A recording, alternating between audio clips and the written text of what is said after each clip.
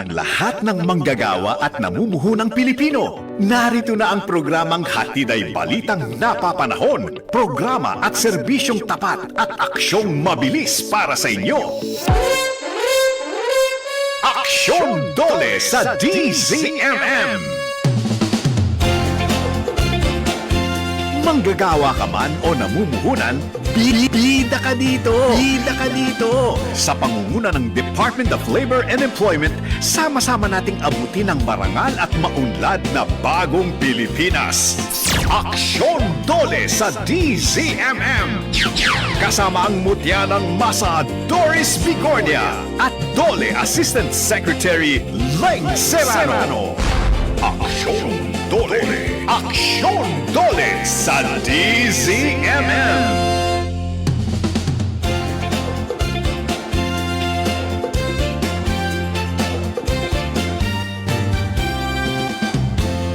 Magandang umaga mga kapamilya at kaserbisyo, kahit na ang iba sa ating mga kapamilya ay nilindol at nakararanas ng aftershocks. Ito ang programang para sa bawat Pilipino, maghahatid ng balita, aksyon at serbisyo sa inyo. Ako po si Doris Bigornia. Magandang umaga partner at magandang umaga po sa mga nakikinig at nanonood sa atin ngayong umaga. Ako naman po si Leng Serrano mula sa Department of Labor and Employment, maghahatid ng mabilis at tapat na serbisyo para sa maunlad na bagong Pilipinas. Ayun na nga, serbisyo ang pinag-uusapan natin, si Kleng, para naging busy ang lahat. Itong linggo na ito na sunod-sunod ang naranasan natin na kalamidad, disaster, yung mga ganyan na kinakailangan hindi lang ng tulong ng iisang ahensya. So lahat ng ahensya po ng gobyerno ay nagtutulong-tulong. Kasama na po ang DOLE. Sabi nung anak ko, paano naman naging concern ng DOLE yon? Kalamidad nga. Hindi, meron hindi po ba, Asek? Tama partner, alam niyo pag mga kalamidad ng ganito, syempre naantala po ang trabaho, ang livelihood ng ating mga kababayan. Kaya dito po pumapasok. Na napag-usapan natin noon, partner, kung maalala niyo ang ating TUPAD program, Emergency Employment Program ho ito. Ayun. Ito ay nagsisilbing tulong, maliit na tulong lamang, pero at least makakakuha po ang ating mga kababayan sa mga panahon tulad nitong kalamidad na to. Bukod pa doon na ASEC, na i-ensure din natin na naaalagaan, kasi sabi ko nga, kinukwento ko sa iyo kanina, ayaw na ayaw ko yung lindol. Na-assure din, or meron din tayong programa para masiguro, matiyak yung kaligtasan ng ating mga manggagawa. Tama partner. Actually, napapanahon ito, no, dahil I think 2 weeks ago napag-usapan ho natin ang occupational safety and health. Napag-usapan rin natin ho doon na dapat ho may programa ang lahat ng establishments, kasama nga ho ang mga micro o maliliit na establishmento. Tulad ho niyan, sana ho dapat meron po sila ng mga disaster preparedness at response plans. Tulad po sa mga nangyayari ngayon, mga kalamidad tulad ng lindol, para kung sakaling magkakaroon, may plano. Importante ho, alam natin ang gagawin. So yan po ang tinitignan ho natin sa bawat establishment. Kasama po yan sa sinasabi nating labor inspection ng DOLE. Ayun. At hindi sila makakaligtas o hindi nila maiikutan yan. Kasi pagka nag-inspection, surprise yan, hindi po ba? Opo. At saka ito po ay nakapaloob sa ating Occupational Safety and Health Law. At talagang pinaigting po natin ang implementation nitong mga programa under the law. Kung kinakailangan, uulit-ulitin natin yan lang sa ganun ay alam doon sa mas nakakaraming mga manggagawa natin. Kasi dati, ako nga, hindi ko alam na meron palang ganun Yes, partner. Lalo ho ngayon, pinag-uusapan lang natin ang bagyo. Yun na nga. Ang mga bagyo kasi medyo sanay na ho tayo, di ba? Medyo, pero itong lindol, ayaw ho na. Yun na nga, partner, ang lakas ng lindol kahapon sa Davao Oriental, magnitude 7.4 at umakyat na sa 5 ang napaulat na nasawi. Isinailalim na rin sa state of calamity ang Manay, Davao Oriental na sentro ng lindol. Tama ka dyan, partner. Ayon nga sa report sa atin kahapon, sinuspinde agad ang pasok sa paaralan at sa trabaho. Tuloy-tuloy rin ang monitoring ng Dole Regional Offices, katuwang local government na apektado ng lindol sa Davao Oriental. Iyon. Oo, pero pagka ganyan talagang tayo'y nakikiramay at pinapaharating natin ang ating adhikain. Naks, makain adhikain ako, hindi ko maaro.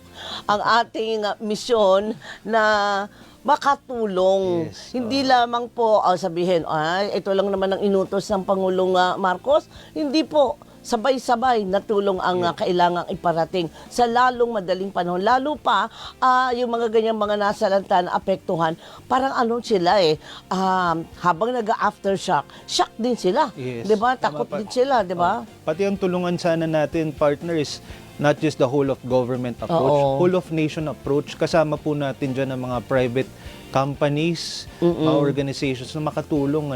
Oo. Yan. Oo. Kaya pasok ko lang, 'di ba? Kasi Yes. nga last week yung pinag-usapan natin yung BPO na hindi pinalabas yung mga empleyado nila. Mukhang may update kayo. Mukhang si Secretary Benny Laguesma mismo ang nag-inspeksyon.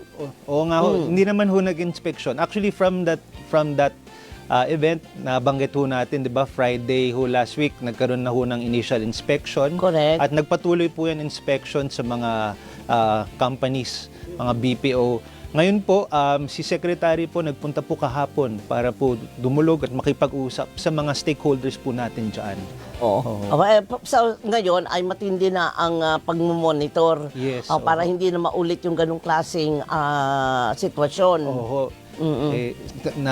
Banggitin ko na lang, partner, nasabi nga ako ni Secretary, imbes na notice to explain ang ibigay natin, dapat mensahe ng suporta. Yun nga. Diba? At na magtutulong po tayo sa mga naapektuhan, itong mga pamilya ng mga manggagawa sa Tama. mga establishments. Oo, alam natin importante yung ating trabaho. Pero pagka nahaharap tayo, hindi naman natin kagustuhan yan. Safety first, partner, di ba? Kaligtasan Oo. po muna. Tama, Dahil tama. Kung may mangyari, baka hindi po tayo makapagtrabaho, lalo Correct. po tayo mahihirapan. So, Oo. yan ho. Kaligtasan ho po na ang ating prioridad, Oo. partner. Ay, nako, parang yung iba na papabuntong hininga na lang dahil sa sunod-sunod na pangyayari. Pero kailangan po nating ibalita yan at kailangan nating pag-usapan. Kaya po tayo ay napapakinggan sa DZMM Radio Patrol sa East 30, FMR, regional stations at sa bayang napapanood nationwide sa DZMM Teleradyo Cable Channel. Available din po tayo sa free-to-air digital TV sa Channel 31, PRTV Prime Media, napapanood din tayo sa buong mundo lang naman sa pamamagitan ng The Filipino Channel o TFC at sa I1 TFC app. Maaari kayong mag-comment sa ating live stream sa Facebook at YouTube pages ng Department of Labor and Employment, DZMM Radio Patrol sa East 30 at DZMM Teleradyo. Pwede po kayong tumawag sa 8924-4101, local 5671, 5672 at 5673 at magpadala ng inyong mensahe sa DZMM Teleradyo Viber 0919-278-3000. Babasahin at sasagutin po natin ang mga yan mamaya. Oo, si ASEC mismo ang sasagot niyan at ang ating bisita. Yes. Oo, Oo, dahil partner. hindi naman tayo papayag na wala tayong bisita ngayong araw na ito dahil nga ang daming katanungan ng mga kababayan natin, lalo na yung mga apektado. Ano ang pwede nilang gawin? Ano ang mga karapatan nila kahit na sila ay nasasalanta na? Paano ma-ensure na yung kanilang trabaho ay andyan pa rin at stable? Yes. O, di ba? Yun ang mas kailangan kailangan i-address mo. Oo. Yes, partner, pati assurance. Yun, dapat, assurance. Dapat yun na po yung last of their concern during this events. Oo. Kasi nga, safety dapat, ang pamilya dapat ang isipin nila. Tama. Dapat ang trabaho very stable at nandyan lang. Oo, kaya po ihanda nyo po yung inyong mga katanungan nang sa ganoon ay hindi kami maubusan ng oras. Ay, para sa mga katanungan at masagot ka agad-agad yan. Magsasagot po si ASEC Leng, pero kung sinasabi nyo, ay bakit naman bitin? Hindi po, pwede kayong pumunta sa kanilang mga, may Facebook kayo, di po ba? Yes, partner. Oo, at madidiskusyon po yan. Sa ating hotline, Oo, may magbigay hotline lang pa. po sila ng mga mensahe at sasagutin naman po natin ang mga yan. Ayan, okay. Samantala, narito na po ang ating mga bali, trabaho. mga isyu sa trabaho at negosyo, balita sa sahod, benepisyo at pag-unlad ng bawat Pilipino, hatid sa inyo ng Bali Trabaho! Bali Trabaho!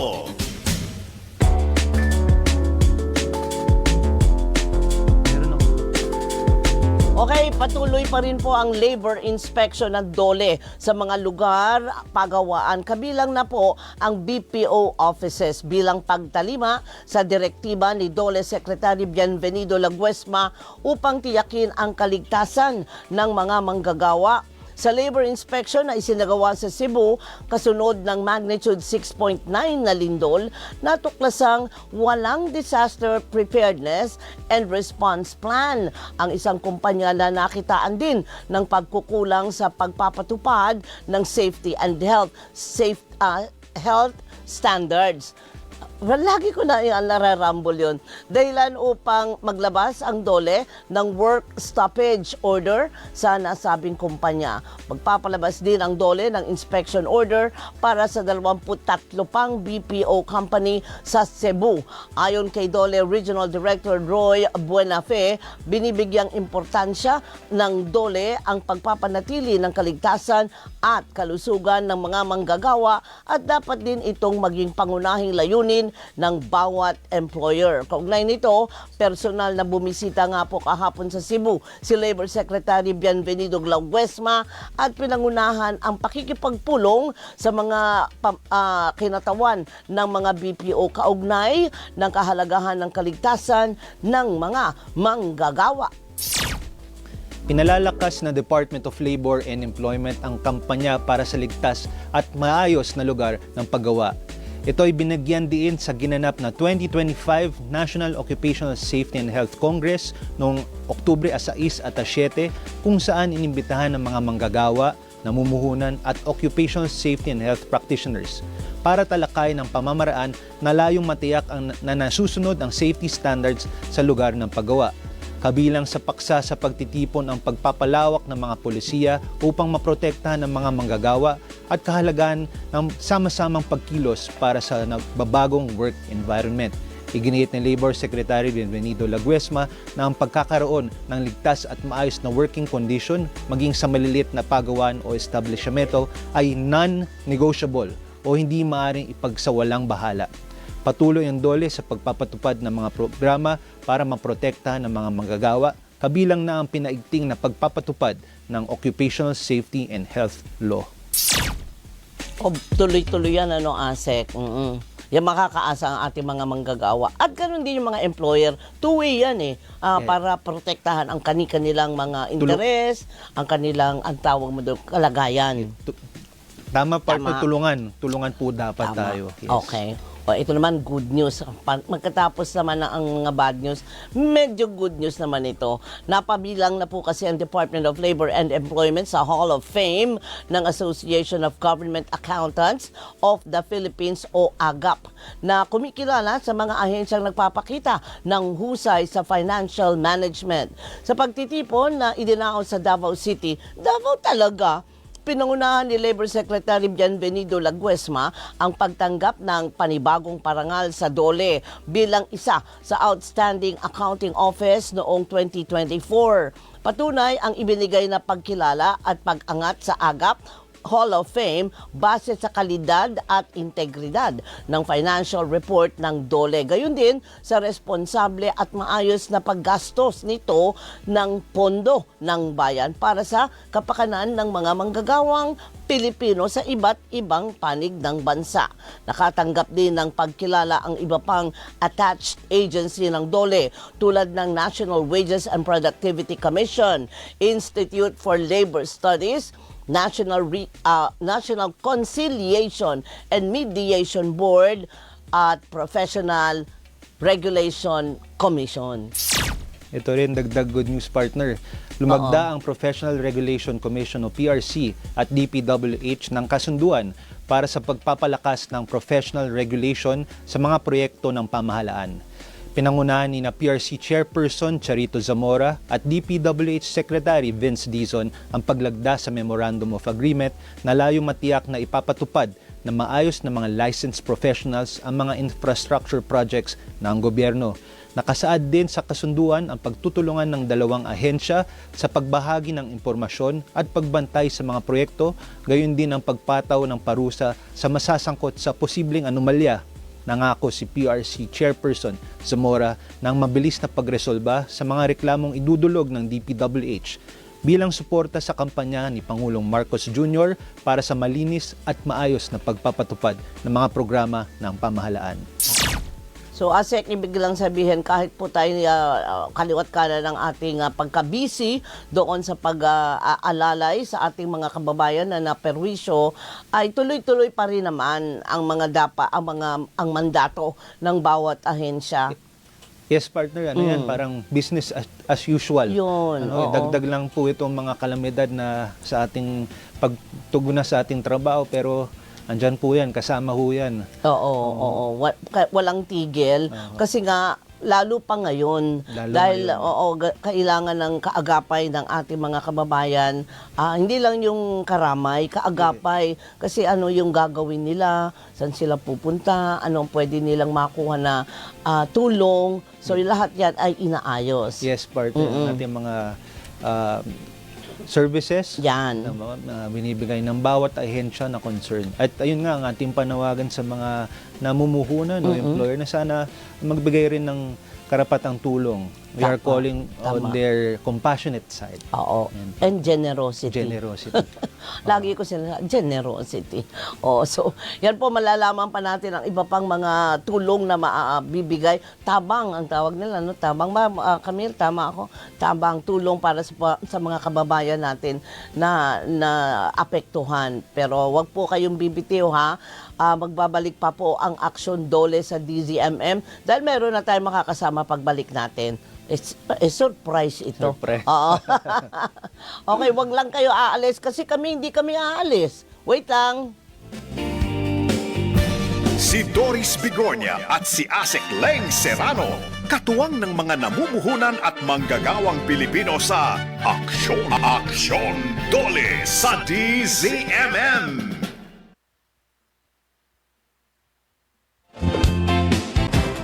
Sa tulong ng tamang health information, Iba't ibang sakit, kung paano ito nakukuha, paano ito nadadiagnose, paano ito gagamutin. at pinalakas na health promotion. Pinasigla ang Saturday morning mo kasama sina Tina Marasigan, Dr. Albert Domingo at Dr. Ted Herbosa. Ang serbisyong pangkalusugan mas Sa madarama. bagong Pilipinas, bawat buhay mahalaga. Ang bawat Pilipino, pinasigla! Pinasigla sa DZMM tuwing Sabado alas 8 ng umaga. Dito lang sa DZMM Radio Patrol sa Istrenta at DZMM Teleradyo. Ang pagrespeto, mahalaga. Ang paggamit ng po, opo, at pagmamano. Timeless. Walang expiration date yan at hindi yan nababago sa kahit na anong henerasyon. Kailangan sa bawat pag-usad ng panahon, naririyan pa rin ang respeto, naririyan pa rin ang pagtatangi na sa mga nakatatanda. Dahil walang now kung walang then. DZMM. Una sa balita, una sa public service, una sa pamilyang Pilipino.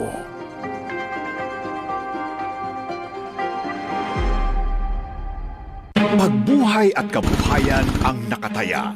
Kailangan ng mga tagapagbalitang maaasahan at mapagkakatiwalaan. The news team you can trust for the news that really matter. Mga balitang kumpirmado, sigurado, araw-araw sa inyong DZMM Radio Patrol 630 at DZMM Teleradyo.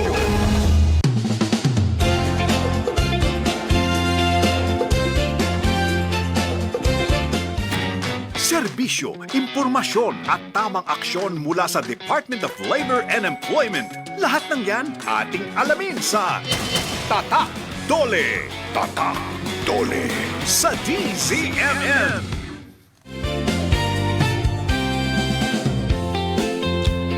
Nagbabalik po ang aksyon dole sa DZMM. Kahit po Sabado ay kailangan tayo magtalakayan. Parang pinipilit ko kayo. Hindi po. Nais ko lang na tayo ay maging properly informed at hindi po tayo pumapatol sa mga fake news dahil tayo po dito sa aksyon dole sa DZMM. Yung mga bida talaga ang sinasama natin dito at sila po yung mga opisyal. Sa kanila natin nakukuha yung mga opisyal na pahayag at opisyal na mga polisiya na dapat nating malaman. Isa na po dyan, Asik, baka yung iba dyan parang nakatalungko ngayon. Hindi naman sila naapektuhan ng kalamidad, pero parang, sabi nila, parang gusto ko na yatang, harapin itong aking employer dahil masakit na sa kalooban itong ginagawa nila sa akin. Yun ang problema. Kung yun ang inyong problema, pwede, meron naman kayong lugar para idulog yung mga problema na yan. Akala ko kasi dati wala. Siyempre meron yan, Ayan. partner. Kasama po sa mga serbisyo yan ng kagawaran at Oo. ang attached agencies natin. Kung meron po mga question o gustong idulog, meron pong tatanggap sa kanila. At kaya po na andyan ang NLRC. Yes. Diba? National Labor Relations Commission, partner. Tama, Opo. tama. Dahil dyan ay yung commissioner lang naman ang kasama natin. Kita mo na kahit Sabado ay pagtatrabahuhin natin siya para lang malaman natin kung ano ang mga proseso, ano ang dapat gawin, ano ang mga kaso na po pwedeng, sabi ko nga kanina, been there, done that. So, wag na lang. Pero, kaya kasama po natin ngayong umaga. Sir, paki-introduce mo Yes. naman ang iyong commissioner. Yes, Commissioner Hernan Nicdao ang ating kasama ngayong umaga. Magandang umaga, Com. Hernan.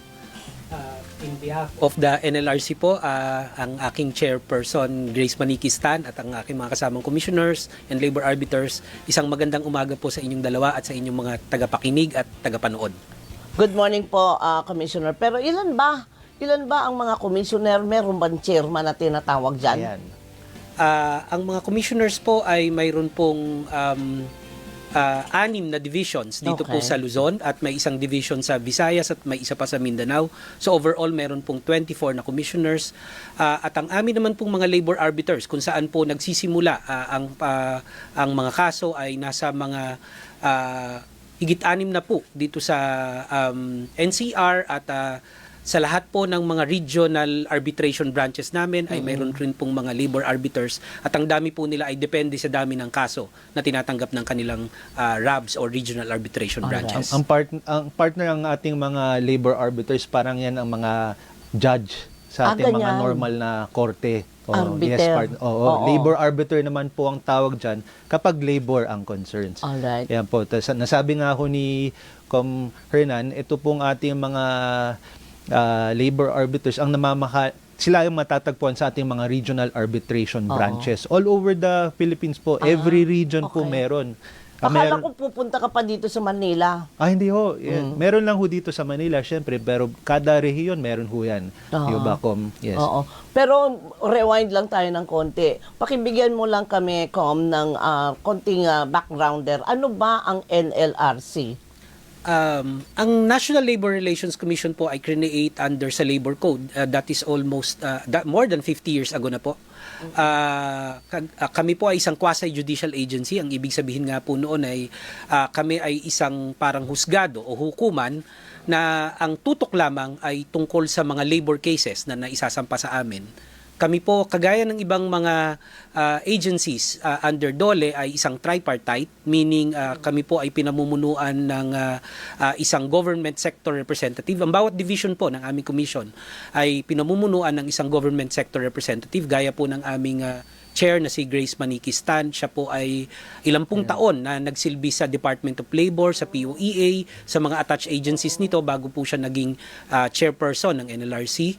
Meron rin pong representative naman ang employers at meron din pong representative ang mga employees, kagaya ko po na ako po ay 20 years na labor leader. Yes. Ako po ay naging general secretary ng pinakamalaking labor federation sa Pilipinas, yun pong Philippine Trade and General Workers Organization, na under po sa pinaka prominente na labor center, which is the Trade Union Congress of the Philippines or yung TUCP. Yes, oo.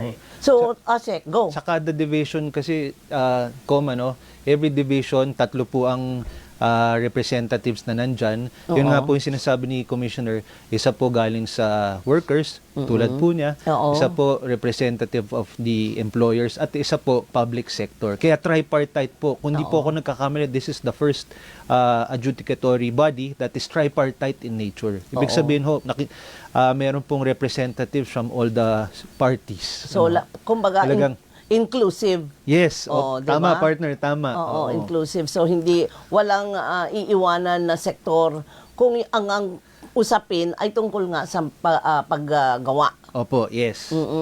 Pero ano po ba yung, ano yung konsepto ng industrial peace? Bago yung industrial peace, gusto ko lang malaman papaano ang proseso Ayan. ng matatawag mo na pagsasampa ng kaso. Siguro po, ang familiar po kayo sa tinatawag na SENA, no?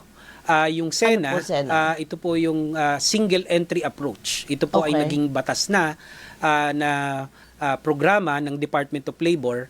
Ang ibig sabihin po nito, yun pong mediation conciliation proceedings ang unang step bago magkaroon ng kaso sa labor. Maaari po itong isampa kahit po online.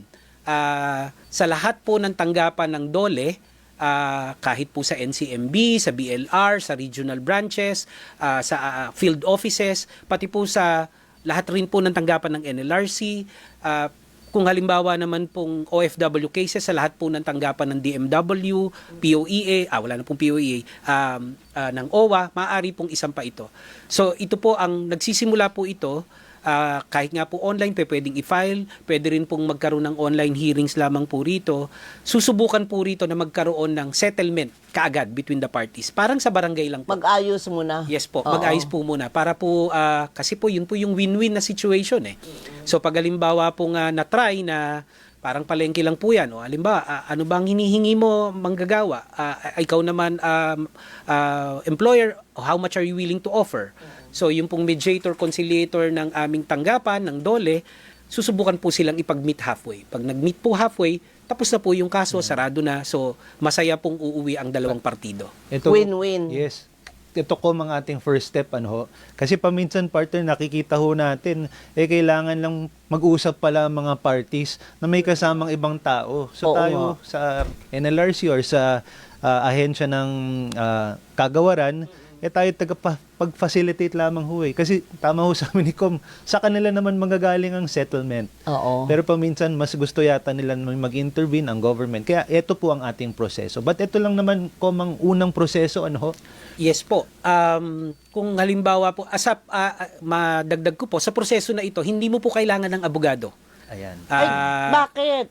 Kasi po, ano lang po ito parang nga pong sa barangay lang. Nag-uusap lang kayo, yung boss mo at ikaw na complainant. So parang paparating mo sa kanya yung iyong hinaing at kung Oo. halimbawang kaya pong i-address ng iyong boss right there and then, bakit hindi po pwedeng magkasundo kayo kaagad ng walang ibang partido na nakikialam? Paano kung magsalpukan?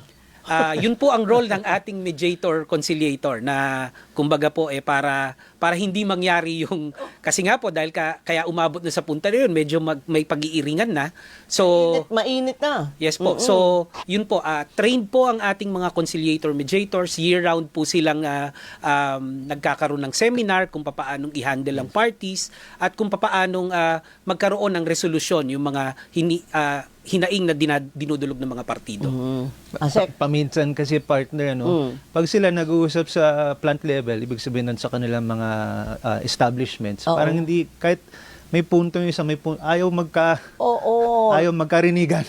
Correct. Pero pagdating pagpasok po nila sa NLRC o sa Oo. DOLE kung saan man po masasampa ang kanilang kaso, yun lamang rin naman ang pinag-uusapan nila sa Oo. kanilang mga opisina. Nagpunta pa ho doon. Paminsan partner, pag galing ho sa iba, baka mas madaling pakinggan Oo. So, pagdating sa NLRC, medyo nahimas-masan na. Oo, si conciliator, mediator ang mag-explain Oo. na ganito dapat ho Oo. sa employer. Parang Correct. ganun ho Kasi Sa- pagka minsan yung employer and employee doon sa kanilang workplace nagagalit na ito, nagagalit din ito. May lang gagatong pa. O, di ba? Kaya lalong lumalala. Kaya umaabot sa punto ng pagpunta sa NLRC. Parang sarado na partner. Kaya nga Oo ang ating nga mga conciliator, mediator, sila po ang taga-explain na Ayun. ganito. At ayun ho, pag may mga pagkakataon na magkaunawaan, diyan pa lang ho sa Sena, mas maganda ho para may settlement na ho ka. Mas mabilis ho.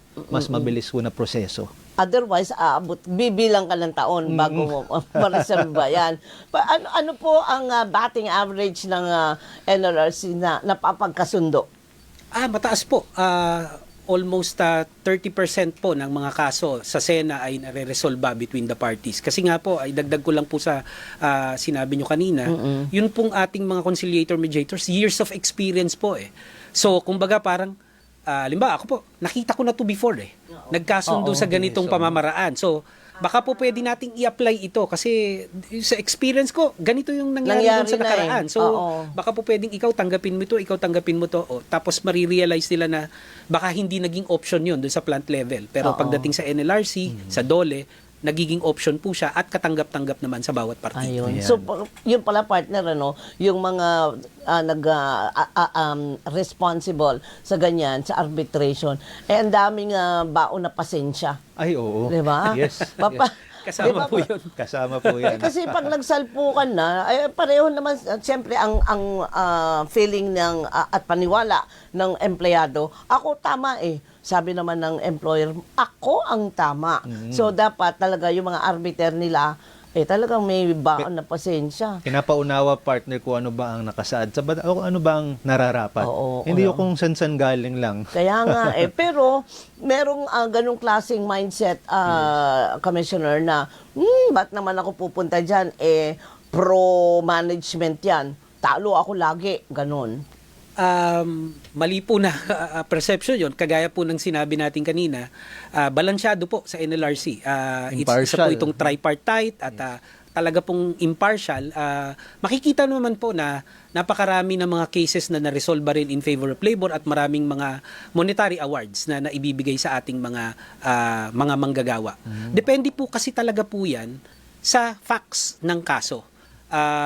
Doon po sa appreciation. And kagaya po niya, ang NLRC po, ang aming affirmance rate na tinatawag pag akyat sa Court of Appeals at sa Supreme Court ay more than 90%.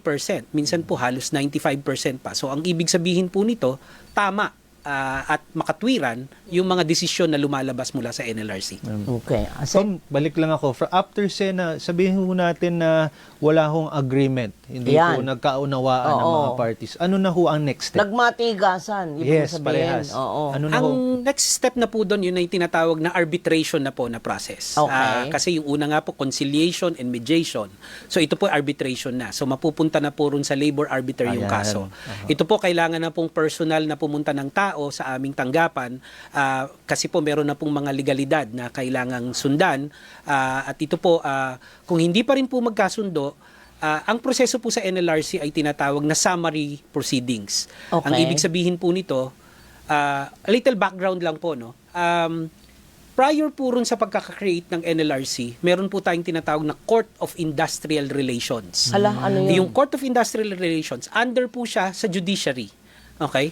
So, ang nangyayari po, yung mga labor cases, nag-undergo nung parang almost na full trial.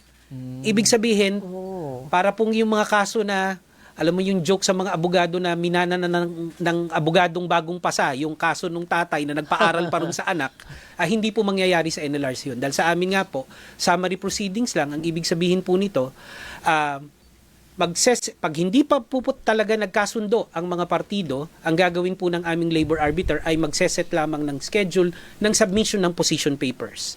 Tapos so, kailangan mo na ng abogado dito sa phase na ito?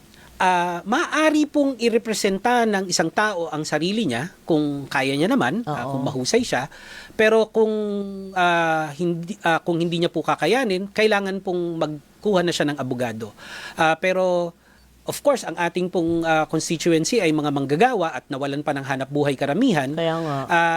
mayroon pong tanggapan ang PAO, ang Public Attorney's Office sa NLRC. So, Pwede. mabilis po naming nare-refer ang mga complainant sa PAO, at meron rin po kaming MOA with the IBP. Kagaya po ngayon, meron na pong mandato ang Korte Suprema na ang mga abogado ay kailangan magkaroon ng legal aid na sa kanilang free legal aid sa kanilang obligasyon. So hindi sila pwedeng maningil. Yes po, kasama po yun. So, Kasama. parang tulong na lang po nila yon sa ating mga... Ambag na lang nila. Yes po, ambag na lang po sa ating lipunan. So, yun po, tulong nila sa ating mga manggagawa. So, meron po tayong MOA sa Integrated Bar of the Philippines para po magpadala sila ng mga libreng abogado para tulungan ng ating mga manggagawa. Alright. Asek, Sa ating arbitration level kasi, Oo. partner, talagang kailangan nandiyan ng mga legal provisions kung paano mo ma-enforce o pursue ang iyong mga entitlement, ano. Kaya talagang importante ho ang ating mga ang legal side ng lawyers in that kasi hindi nila aspect. maintindihan agad-agad ano ba mga pinag-uusapan ng mga ito. O kaya ang lumalabas na feeling, teka lang, mukhang nadedehado ako dito, kaya kailangan ko ng abogado. Yes, yan, partner, dagdag ko na lang kay Com Hernan. Ano ba ang mga uri ng kaso na papalapit sa ating tanggapan, at ano yung mga usual na kasong nakukuha Ay, ninyo? oo nga, ano yan? Bago ko po sagutin yan, no, magbigay po akong konting paliwanag. Ang dalawa po sa pangunahing katangian ng ating batas paggawa o ng ating labor code ay yung tinatawag na labor standards at yung security of tenure. Okay. Una po sa labor standards, kaya po tayo may tinatawag na minimum wage. Oo. Kung ang oras po ng trabaho natin ay kailangan 8 oras lamang.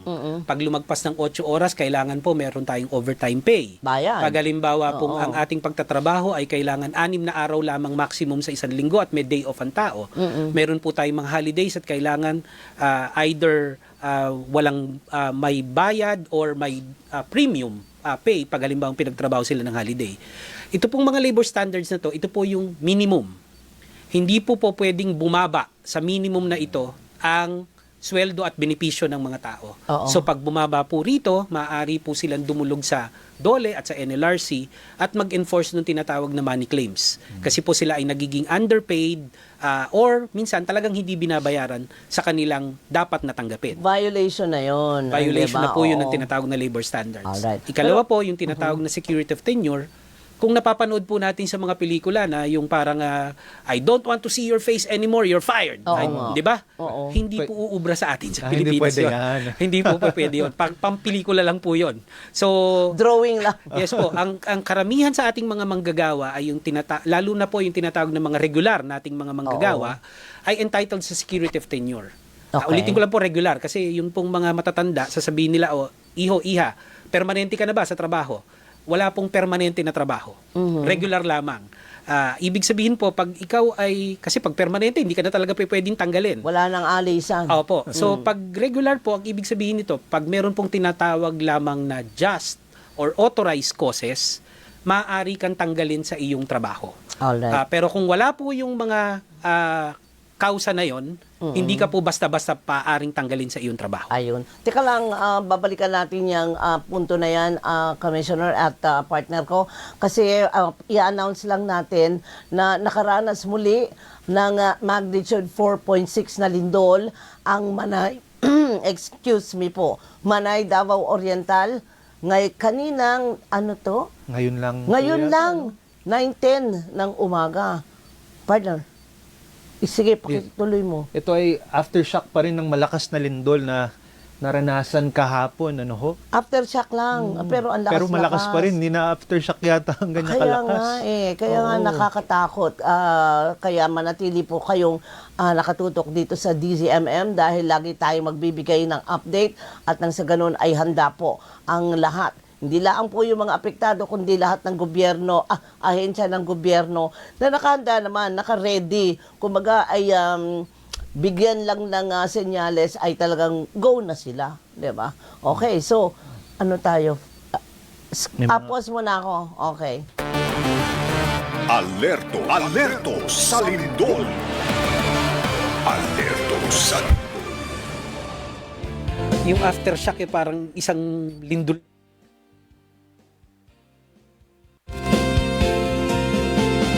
Tama ka dyan, Commissioner, yung aftershock, parang aftershock ng aftershock. Parang isang lindol na nga, di ba? Kaya nga, at pagka ganito po ang kinakaharap natin, huwag po natin kalimutan yung iba pa nating dapat bigyan ng pansin. Lalo na po, kasi ako, meron akong kaunting soft spot doon sa mga manggagawa na talagang nai-stress na dahil, teka lang, magkakaso ba ako o hindi? Ang mahirap lang ako, hindi ko makakaya ang dekampanilyang abogado, at unang-una, pag nagsampa na ako ng kaso, may pera ba ako pang sampa? Kailangan, merong bang babayaran pagka nagsampa ka ng kaso sa NLRC? Wala po. Wala pong babayaran na na parang filing fee. Oo, yun. Especially po kung halimbawang ikaw ay represented ng PAO, ibig sabihin po nun, ikaw ay walang kakayahan Okay. na magbayad ng filing fee. Okay, so yun po yung Ay, mabuti naman. Kumbaga, akala ko dati merong filing fee. Siyempre, tumatakbo na yung metro mo, no? Tumatakbo na yung calculator mo. Wala nang matitira sa akin. Paano ko gagawin? Babayad pa ako ng abogado. Hindi po. Mayroon pong PAO at libre din po yan. yes po. Nag-aambag din sila, nagbibigay serbisyo. Yes. Dagdag ko lang, gaano katagal ba usually ang kaso? Meron po ba tayong process cycle time para sa disposition? Ayan. Dugtungan ko lang po muna yung sinabi ko kanina na having said na mayroon pong ang ating mga manggagawa ay entitled to labor standards at sila po ay may entitled sa security of tenure, ang mga kaso po na naisasampa sa amin ay ukol sa mga ganong problema. Kung halimbawang ikaw ay merong monetary claims, hindi ka nabayaran ng iyong sweldo, hindi nabayaran ng tama, maaari ka pong magsampa ng kaso sa amin. Kung ikaw po ay illegally dismissed, kung sa palagay mo ay hindi makatwiran ang pagkakatanggal sa iyo sa trabaho, maaari ka rin pong magsampa ng kaso sa amin. Sa ating po mga OFWs, dahil po sa under po sa RA 8042 as amended, tinuturing natin ang ating mga OFWs na parang sila ay employed rin sa Pilipinas. Sila rin po ay entitled to security of tenure during the entire term po nila. So halimbawa, kung pumirma po sila ng 2-year contract, hindi rin po sila basta-basta pwedeng tanggalin sa trabaho during the entire 2-year contract. At kung ito po ay sa palagay nila sila ay pinauwi sa Pilipinas dahil tinanggal sa trabaho ng walang basihan, maaari po sila magsampa rin ng kaso sa NLRC for illegal dismissal din. Ayun. Kung meron ba tayong prescriptive period sa mga claims at mga kaso na nabanggit mo? Meron po. Pag halimbawa pong yung sa illegal dismissal cases, it should be filed within 4 years period. Yun naman pong mga monetary claims under po sa civil code dyan na nag-a-apply din sa atin, kailangan within 3 years po, maisampa po nila yung kanilang reklamo. Otherwise, prescribed na po yun, hindi na maaaring isampa muli. ganyan? Yes, partner, importante ho yan kasi sayang naman at baka meron kayong entitlement talaga based on law, pero paso na pala, nalaman nyo 3 years after or 4 years after, depende ho sa course of action. Yan mo, sana malaman ng ating mga tagapakinig na 3 years lamang ho sana dumulog na po sa NLRC. Paano kung nagpapatumpik-tumpik pa ako at hindi ko naman talaga gusto magkaso at iniisip ko baka naman suyuin ako ng employer ko, magkasundo kami, kaya hindi ako nag-file. Kaya lang, inabot ng 4 na taon. Hindi na po maaaring maisampa yun. Nasobrahan po kayo sa pagtutumpik-tumpik. No? Oo. Kaya nga, kailangan alam nila, within 3 years, dapat naka-file ka na. Yes po. 3 years po sa monetary claims, 4 years sa illegal dismissal. Yan. Ayun. Kung yung ating katanungan kaninang, gaano kabilis ba tayo magresolba ng kaso? Ganun po, yung sa kasagot na rin po sa comment kanina ni Ma'am Doris na baka abutin ng taon, siguro ganito po yan, no? Sa amin pong arbitration, sa labor arbiters, ang kaso ay kailangan ma-resolve within 9 months. 9 months? 9 months lang Sorry po. hindi ako nagagalit. Nagulat lang ako. Kasi po, medyo marami po yung kaso na sumasampa sa aming mga labor arbiters. Siguro mga per labor arbiter namin, nasa mga 30 cases per month po ang sumasampa sa kanila. So, pati kung kasama na dyan ng hearing, pati yung palitan ng yes mga po. required Submission pleading. ng position Kasama na papers. po. Yes. Kasama na po yung unang 2 mediation conferences, kailangan within 9 sa months. dalawa? Yes po, mandatory po yung mediation na yun na kailangan pilitin na mag-areglo ang mga partido bago umabot sa arbitration or mag-submit ng position papers. Pero po, we're glad to report na more than 90% naman po yung compliance ng ating mga labor arbiters doon. Kung sakali pong natalo ka sa labor arbiter at gusto mong isampa paakyat ng commission sa amin pong level, sa amin naman po within 6 months kailangan ma-resolve namin ang cases. And sa amin po, almost 99% po. Actually, more than 99% po ang aming compliance na within 6 months natatapos po namin yung mga aming mga kaso na sinampa sa amin. Paano kung sumablay kayo? Nag 7 months na?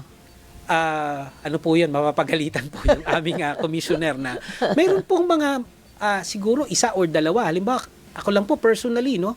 Although hindi pa rin po umabot sa 6 months dahil tinutukan ko siya.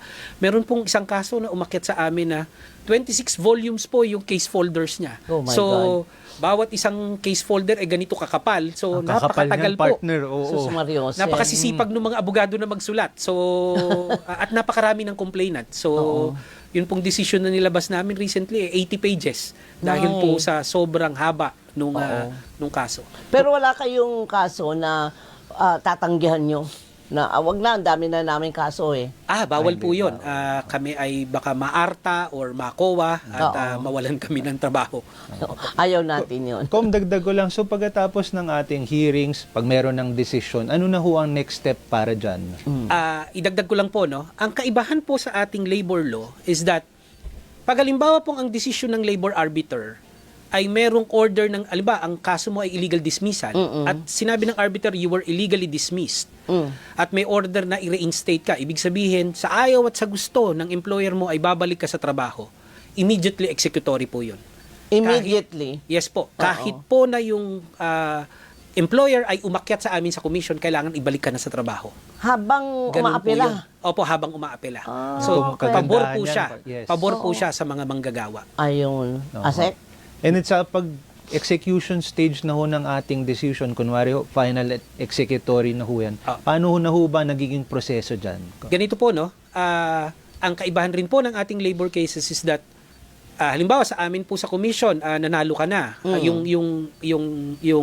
Kahit sino pong partido, kahit po umakyat sa Court of Appeals, yung isa sa mga partido, immediately executory na rin yung decision.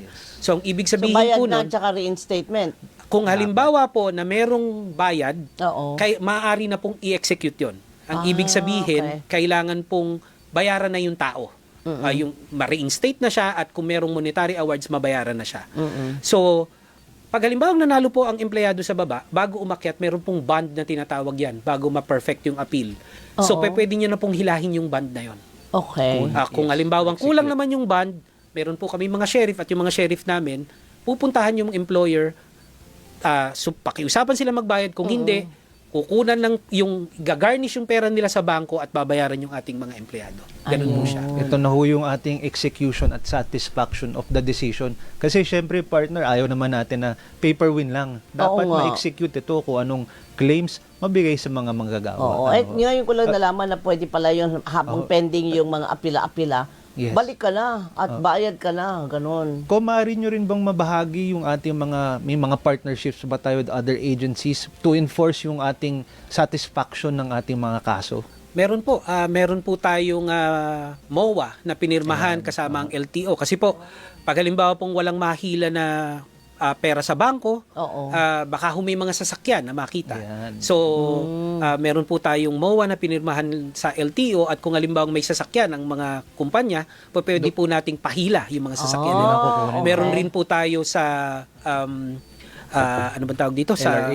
Sa LRA po, sa Land Registration Authority. So, pag halimbawa po na yun pong may mga lupa, may mga property, real property, maaari pong ilahin yun. At meron pa po sa SEC, so halimbawa po kasi yung iba dinadaya, nung nanalo na, isasara yung kumpanya, pero magtatayo ng panibagong kumpanya, matre-trace po natin yun sa SEC, baka sila pa rin yung may-ari ng kumpanya, same business, same office, so matre-trace po natin yun through the help of the SEC at maaaring sa kanila, sa panibagong kumpanya na ito, i-enforce yung ating decision. Paano kung mag-declare ng bankruptcy? Yan po, kasi ang bankruptcy naman po, meron pong Ayun. proseso na judicial. So, maaari pong maging claimant yung ating mga manggagawang nanalo sa labor cases dun sa bankruptcy proceedings sa korte. Ayun. So maaari rin puntahan yung mga ari-arian na to Oo. satisfy the judgment. Yes po. Kumbaga partner ang NLRC from the start sa hain ng kaso hanggang sa dulo sa Oo. pag-execute, satisfy of the decision. Ayun. Andyan po ang tulong at serbisyo ng NLRC. Very good kung ganun. Okay. So, Ayan. magbigay daan naman tayo, partner, doon sa mga ating mga kaserbisyo na gusto din... May mga tanong. Oo, Yan. yung kanilang mga katanungan. Go, Asek. Okay, mula kay Robert Bebita. Saan po pwede magreklamo? Yung boss ko po kasi tinanggal agad ako sa trabaho kahit late lang po ako pumasok dahil masama ang pakiramdam ko. Pwede ko po ba itong ireklamo? So, masama ang pakiramdam. Masama ang pakiramdam. Kung paano ba yan? Oo. Kung pong, kasi po, yung pong tinatawag na just causes, hindi po, yung masama, alam ba, isang beses ka lang na late or natural po, hindi po pwede, offhand, hindi po talaga po maaaring yun ang basehan kagad para tanggalin ka. So, kung gusto niyo pong magreklamo, kagaya ng sinabi po namin kanina, maaari po kayong, kahit online po, yung tinatawag na SENA, kayo po ay mag-file ng request for SENA na tinatawag sa any NLRC office, regional, kung saan po ang inyong region, kung kayo po ay nasa NCR, dito po sa Quezon City po ang aming tanggapan, kung kayo po ay nasa Region 3, meron po kaming tanggapan sa Calamba, meron po tanggapan sa Rizal, meron din po tanggapan Sa sa, lahat ng region. Cavite. Oo. Dagdag ko lang rin partner, siguro part rin ho yan ng tinatawag natin due process, Hindi naman ho pwede basta-basta tanggalin. Meron nga ho tayong tinatawag na notice to explain. Explain mo sarili mo. Baka naman, ayun nga, hindi nakapasok dahil masama ang pakiramdam. Hindi Masama. naman, Oo. justified naman ho siguro yan, Correct. partner, di ba? Sabi, masama ang pakiramdam. Bakit? Anong nangyari sa'yo? Naulanan po ako, tsaka lumusong po ako sa baha. So, masama ang aking Yeah. pakiramdam. Pag sabihin naman ng boss, lumayas ka dito, ayoko na makita ang pagmumukha mo. Ay, bawal po yun. Lagod sila kay Com Hernandez. Yes. Si Comer na ang inyong makakaharap. Oo. Ayaw nyo yan. Mula naman kay De Quatro ba to? Ducat. Wala na bang mas mahirap pa ng pangalan dyan? Patulong daw po. Nag-resign po ako sa isang food stall. Ayaw po nilang ibigay ang sahod ko hanggang hindi daw po ako nakakapagpasa ng clearance. Tama po ba yun? Tama po ba na i-hold ang last pay niya? Kasi kasi meron ako ibang nalapitan, 5 araw lang naman po ang sasahurin ko. Pero ayaw po nila ibigay. Mayroon na pong jurisprudence dito ang Supreme Court na may karapatan ang kumpanya na i-withhold ang sweldo kung ikaw ay hindi nagli-clearance. Kasi baka meron ka pong kailangang i-turn over sa kanila na mga items o kung ano pa man.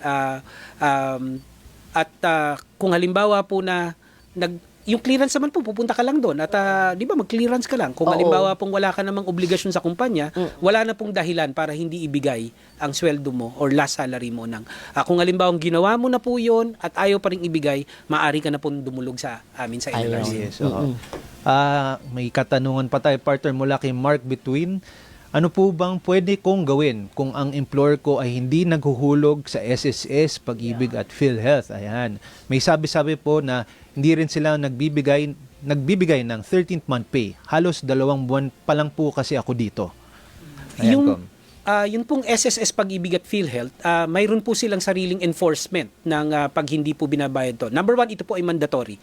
Dapat po bayaran po ito ng mga kumpanya. May counterpart po sila. So pag hindi po binabayaran, maaari po silang kasuhan ng mga agencies na ito. Okay. Pero pagdating puro sa 13th month pay, kagaya po ng sinabi ko kanina, ito po ay labor standards.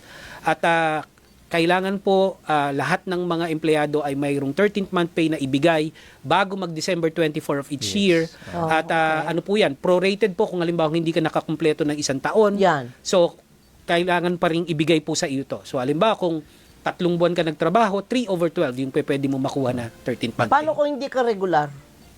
Wala pong kahit po contractual ka, discrimination, kahit yes. po ikaw ay probationary, ang 13th month pay ay kailangang ibigay sa iyo. Consultant?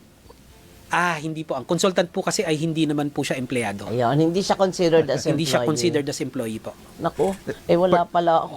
Partner, dagdag ko lang po dun sa ating mga government-mandated benefits, SSS, Pag-ibig, PhilHealth. Meron din po tayong referral system actually. Kapag nakikita po natin yan na hindi nababayaran sa DOLE po, ina-alert po natin ang ating mga partner agencies. May Binibigay po na- mekanismo na ganyan. Opo, yes. Oo. At I think sa ating mga kaso, kasama rin ho yan sa desisyon na ito dapat bayaran. Pero although, sabi nga ni Com Hernan, wala po sa amin ang authority to enforce that. Dahil Ayun. po meron pong specific office for that. Ay, naku, ang dami pa nating mga gusto sanang talakayin. Camille, pwede ba ako mag-overtime ng mga 30 minutes? Ay, hindi pwede. meron susunod ka agad sa atin si Tita Winnie Cordero. Kaya next time siguro si Tita Winnie, upuri natin dito para makipagbalitaktakan din sa atin dito. Kasi I'm sure marami rin naku, mas madaldal po yan sa akin, si Tita Winnie Cordero. Kaya nga, ang gusto ko sana marami pa tayong mapag-usapan. Pag kami mga katanungan pa po ang ating mga nakikinig nanonood, saan sila pwedeng pumunta? Sabi mo kanina may hotline. Yes, Pero kung kunyari, hindi naman ako sinasagot niyan, saan ako pwedeng magbasa na lang para maging mas maliwanag para sa akin? Ang NLRC po ay merong website at meron pong FB page. Lagi po kaming nag-update doon, lalo na Okay. tungkol sa mga karapatan ng ating mga manggagawa at kung paano ang proseso ng pagsasampa ng kaso sa aming tanggapan. Ay, very good, very good. So, wag lang po tayong tatamad-tamad. Kung gusto natin ng kasagutan, punta po kayo dun sa website at saka sa FB page nila. Ando doon na lahat ng kasagutan. On that note, ito na tayo. Kailangan na tayong lumayas, di ba? Baka tayo i-fire out ni Tita Pagtatapos Winnie. na ulit, partner. Kaya nga, maraming salamat po NLRC Commissioner Hernan Nicdao. At dyan nga po, partner, nagtatapos ang ating makabuluhan naman na umaga ng aksyon DOLE sa DZMM, mga balita, aksyon at serbisyo para sa bawat Pilipino. Sa inyong iba pang mga katanungan, tumawag po kayo sa DOLE Hotline 1349 o mag-message sa hotline 1349 at dole.gov.ph or DOLE Facebook Messenger. Iniimbitahan din namin kayo na i-follow ang aming social media accounts na makikita nyo sa inyong mga screen para lagi po kayong updated sa mga programa ng DOLE. Tuloy-tuloy lang po ang ating pagtutulungan para sa isang matapat at maunlad na bagong Pilipinas. Maraming salamat sa lahat ng tumutok at nakisama sa atin ngayong umaga.